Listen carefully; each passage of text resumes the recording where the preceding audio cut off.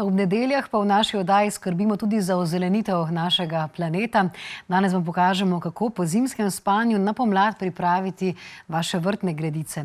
Kdaj je torej pravi čas za prekopavanje, kako globoko je potrebno prekopati zemljo, kakšno gnojilo je primerno in kako se lotiti končne priprave gredice, da bomo na njej kar se da, oziroma da bo na njej kar se da dobro uspevala zelenjava in kako poskrbeti, da nam morebitna temperaturna nihanja novo posajenega pridelka ne uničijo. To vam razkrijemo v prispevku.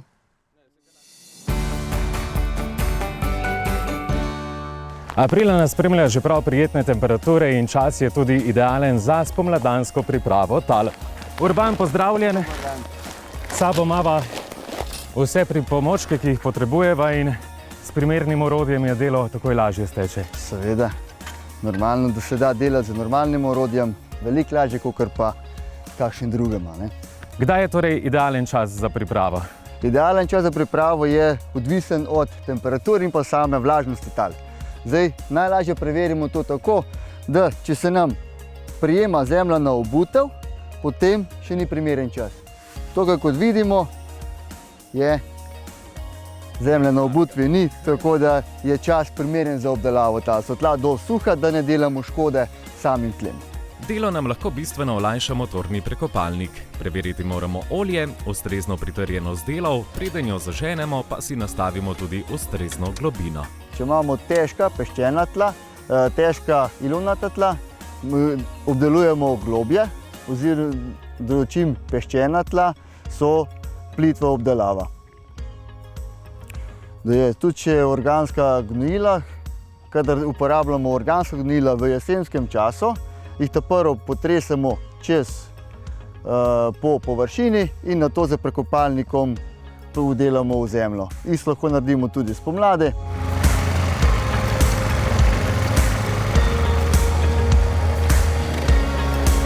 Naslednja faza, gnojenje. Tako je. Zdaj za gnojenje lahko uporabimo tudi kompost. V našem primeru bomo uporabili aktivator tal, se pravi, je sestavljen iz zeolita, morskih alg in pa komposta deževnikov.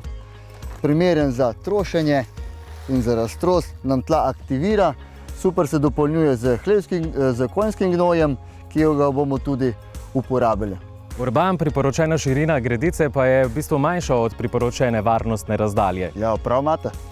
Priporočena širina gredice je nekje 1,20 m, da lahko z ene strani ali z druge strani dosežemo do sredine, ali sadimo 2 vrsti paradižnika ali 4 vrste solate, tako da je nekje tam 1,20 m priporočljivo.